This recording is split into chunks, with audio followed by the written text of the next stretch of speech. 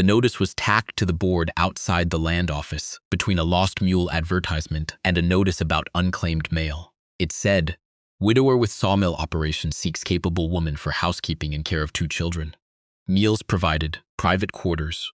Respond in writing to H. Creswell, Dunmore Creek, Montana Territory." She read it twice, then she took it down and folded it into her coat pocket.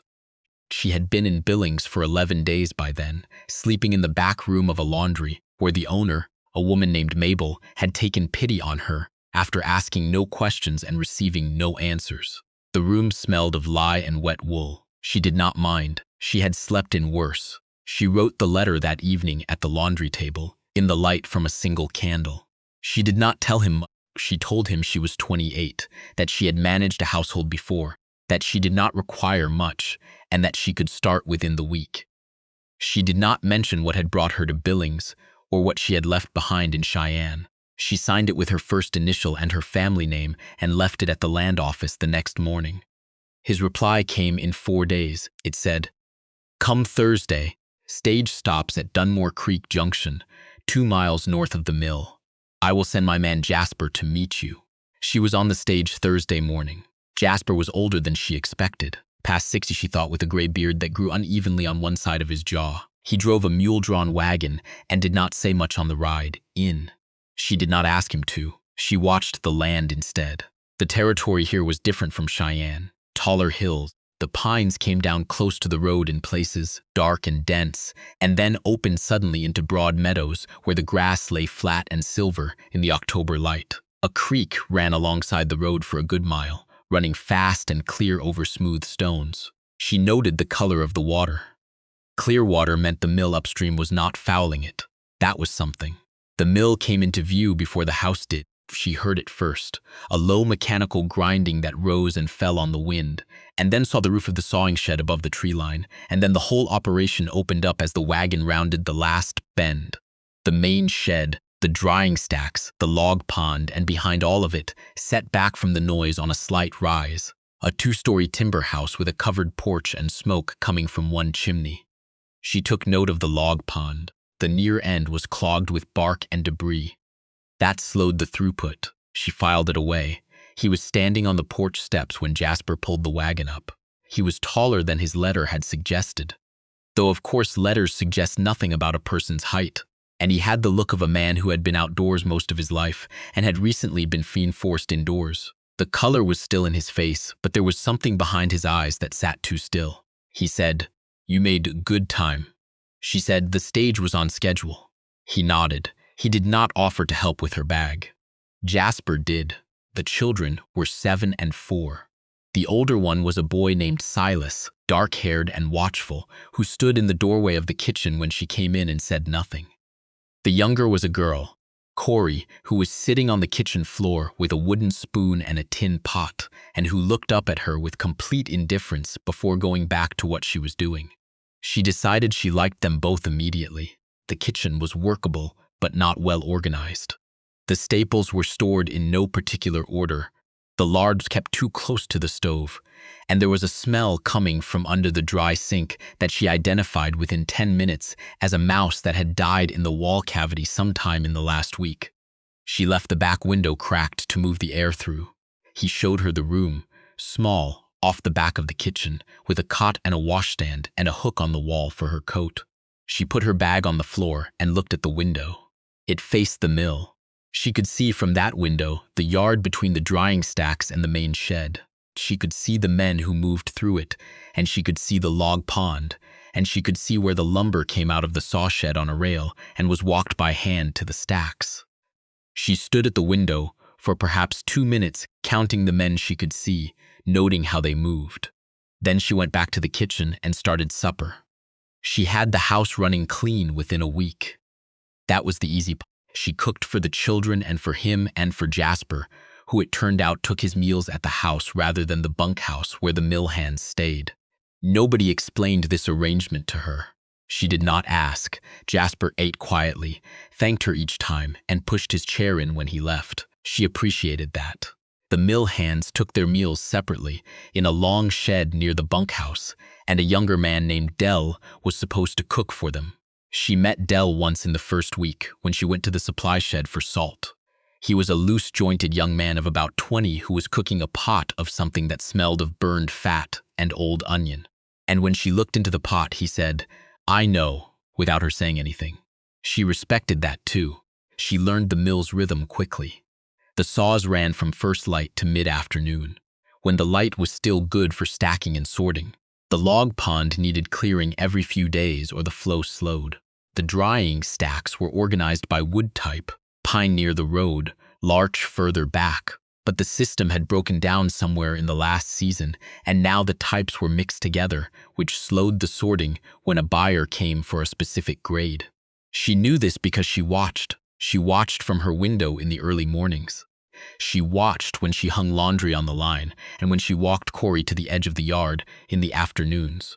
She did not go into the mill itself. She had not been invited, and she did not need to go inside to see what she needed to see. What she saw was this. The mill was producing less than it should. The men were capable. She could tell that by how they moved, how they handled the lumber without wasted motion.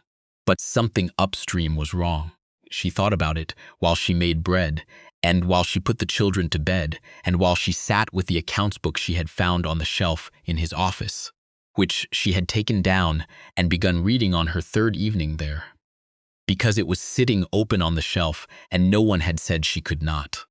He found her reading it on the fifth evening.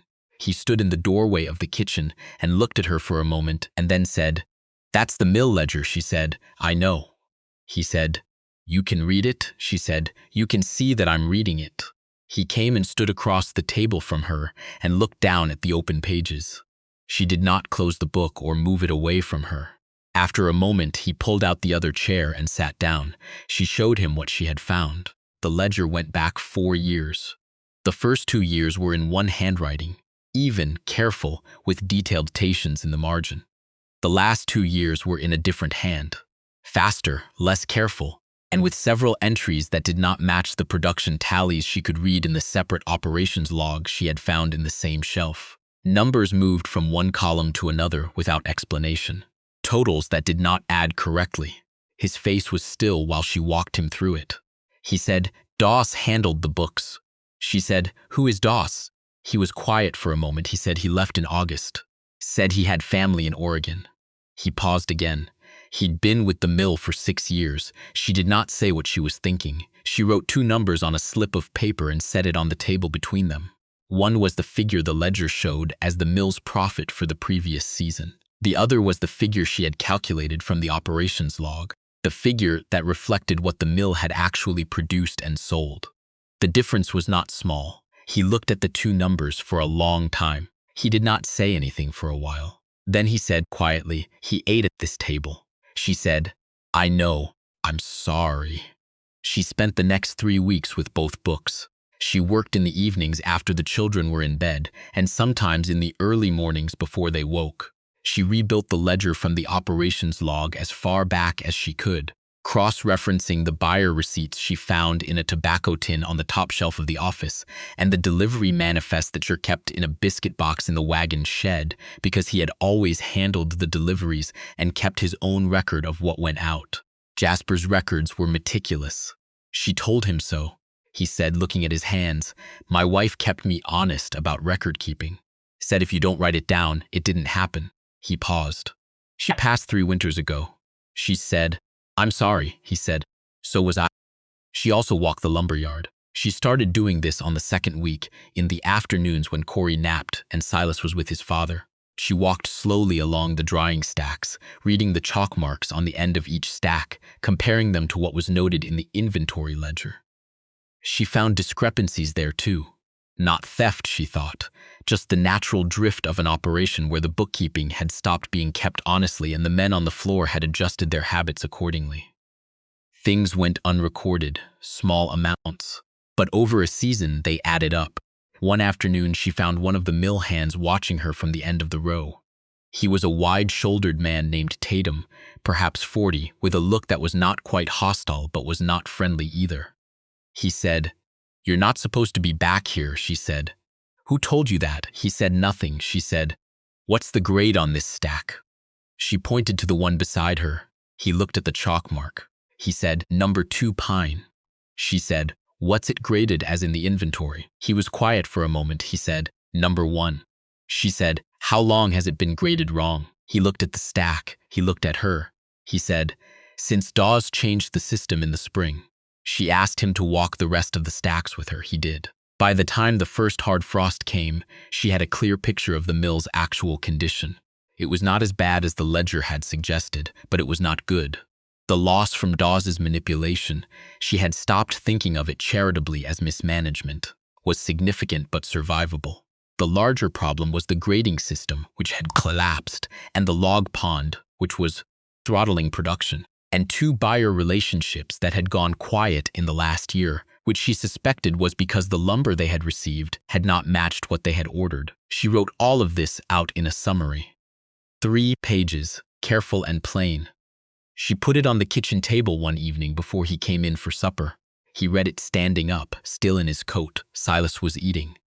Corey was asleep in the chair by the stove. He read it twice.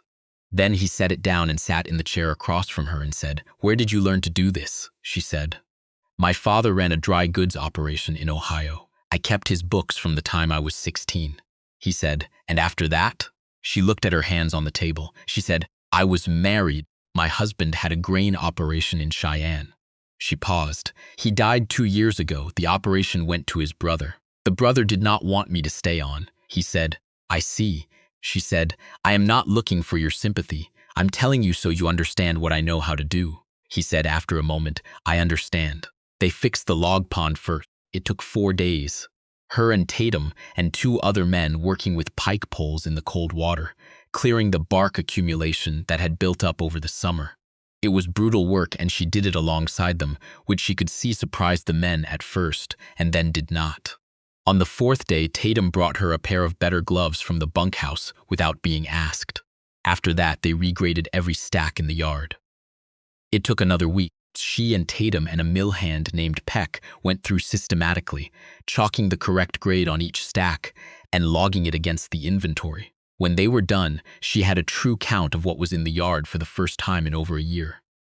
He watched this happen without saying much. Some mornings she saw him standing at the edge of the mill yard, just watching. She did not look at him when she felt his eyes on her. She had work to do. In November, she wrote letters to the 2 quiet buyers, a building concern in Helena and a railroad contractor out of Missoula. She drafted the letters at the kitchen table and left them for him to review before she sent them. He read them and handed them back without changes and said, "Send them." She sent them. The Helena buyer replied in 2 weeks. He wanted to visit the yard. She had Jasper show him the stacks. She stood back and let Jasper talk because Jasper knew every piece of lumber in that yard and could tell you what tree it had come from if you gave him long enough to think about it. The buyer placed an order, not a large one, but real. She entered it in the ledger that evening in even, careful numbers with a notation in the margin. He was standing in the kitchen doorway when she finished writing. He had been there for a while, she thought, but she had not acknowledged it because she was working. He said, "Thank you." She said, "It's a fair order. We can fill it by February if the drying stacks are managed right." He said, "That isn't what I meant." She looked up at him then. He was looking at the ledger, at her handwriting, even and careful in the margins. He said slowly, "The last person who wrote like that in that book was my wife." She said nothing. She closed the ledger carefully and set it straight at the edge of the table. He said, "She ran the numbers, I ran the saws. That's how it worked the first years." He paused. "After she died, I let Dawes have the books because I didn't want to look at them." She understood that. She did not say so. Some things don't need to be spoken to be known. The winter was hard but workable. She kept the house, kept the children, and kept the books.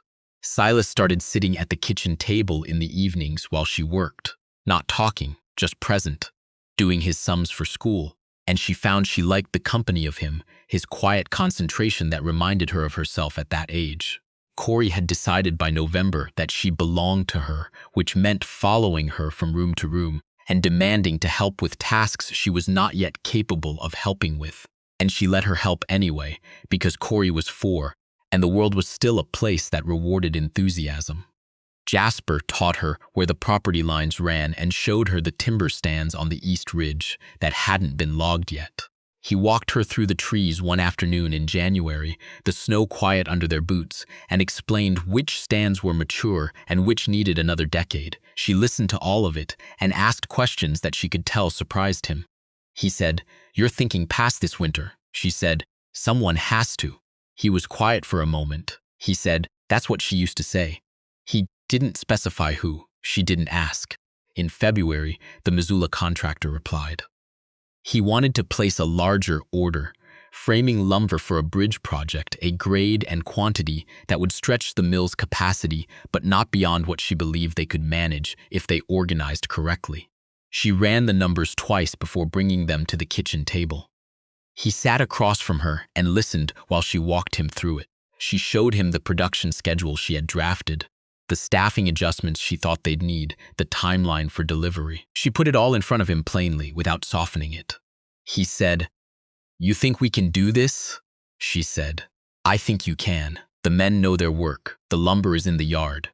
You need to run the saws an extra hour each morning for 6 weeks and bring on 2 more hands. The numbers hold." He looked at the papers for a long time. Then he said, "All right." She wrote the acceptance letter that evening.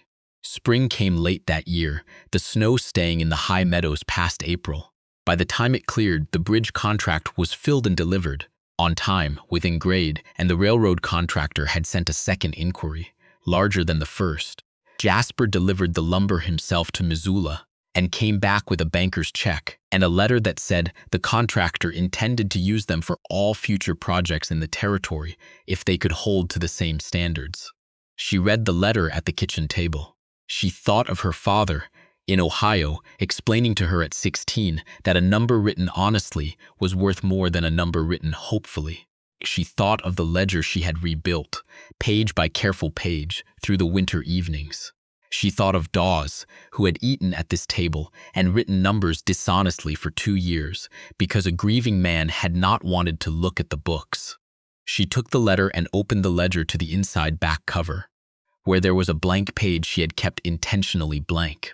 She wrote the contractor's name, the date, and the sum of both contracts to date. Then she wrote in the margin beside it, in small even letters, operating at full capacity as of April. East Ridge stands surveyed. 30-year timber reserve confirmed. She set the pen down. The kitchen was quiet. Outside, she could hear the saws beginning their morning run, the familiar low grinding that had been the sound underneath every day she had spent in this house. She had stopped hearing it consciously weeks ago, the way you stop hearing the sound of a river once you have lived near one long enough. She heard it now. Silas came downstairs and sat at the table and opened his school reader without being asked. Corey came behind him and climbed into her usual chair and said, "Is there bread?" She said, "There will be in an hour." Corey considered this. She said, "I can wait." She looked at the child across the table, the dark eyes, the patience unexpected in someone so small, and thought, yes, some things are worth the waiting. The saws ran on. The ledger sat closed and straight at the edge of the table. Outside the window, the log pond moved clear and unobstructed in the morning light, the water catching the April sun the way water does when nothing stands in its way.